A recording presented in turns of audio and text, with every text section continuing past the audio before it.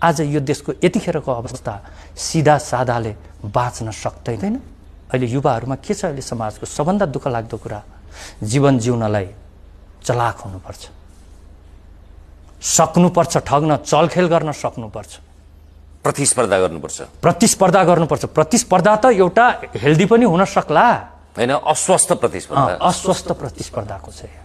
अनि अस्वस्थ प्रतिस्पर्धामा सबै अस्वस्थ प्रतिस्पर्धा गर्न सक्ने खुबी भएका हुँदैनन्। धेरै व्यक्ति जो राम्रा व्यक्ति छन् नि, उनीहरू अस्वस्थ हुन नै सक्दैनन्।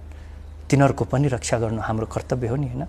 जो सिधा सादा र इमानदारलाई इन्फ्लुएन्स गर्नु हाम्रो कर्तव्य हो नि, हैन? आज यो देशको यतिखेरको अवस्था सिधा सादाले बाँच्न सक्दैन। यिनीहरूले आफू जस्तै बनाउँदैछन्, राजनीति गर्नलाई फटा हुनै पर्छ भन्ने यिनीहरूले देखाउँदैछन्। त्योभन्दा पनि दुःख लाग्दो कुरा, हरेक सेक्टरमा जो हेल्थ सम्बन्धी सरोकार राख्ने डाक्टरहरूको हालतहरू, आफ्नो आएको पेसेन्टको ट्रिटमेन्ट गर्दा गर्दै भिडियो निकालेर बाहिर गरिदिने, फोटो गर्ने, उनीहरूका कुराहरू, हैन?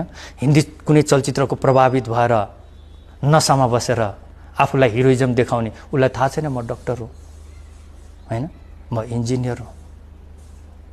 यो सबै सोसियल नेटवर्क, यसको लागि चाहिँ हुनुपर्ने जस्तो लाग्छ। आज यो देशको यतिखेरको अवस्था सिधा सादाले बाँच्न सक्दैन।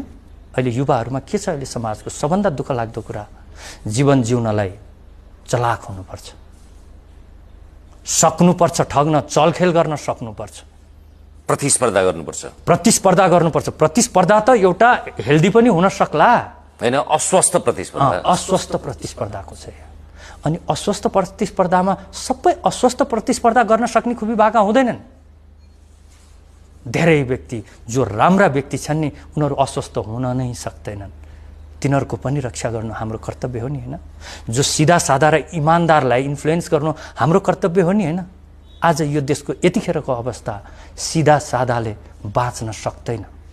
यिनीहरूले आफू जस्तै बनाउँदैछन्, राजनीति गर्नलाई फटा हुनै पर्छ भन्ने यिनीहरूले देखाउँदैछन्। त्योभन्दा पनि दुःख लाग्दो कुरा, हरेक सेक्टरमा जो हेल्थ सम्बन्धी सरोकार राख्ने डाक्टरहरूको हालतहरू, आफ्नो आएको पेसेन्टको ट्रिटमेन्ट गर्दा गर्दै भिडियो निकालेर बाहिर गरिदिने, फोटो गर्ने, उनीहरूका कुराहरू, हैन?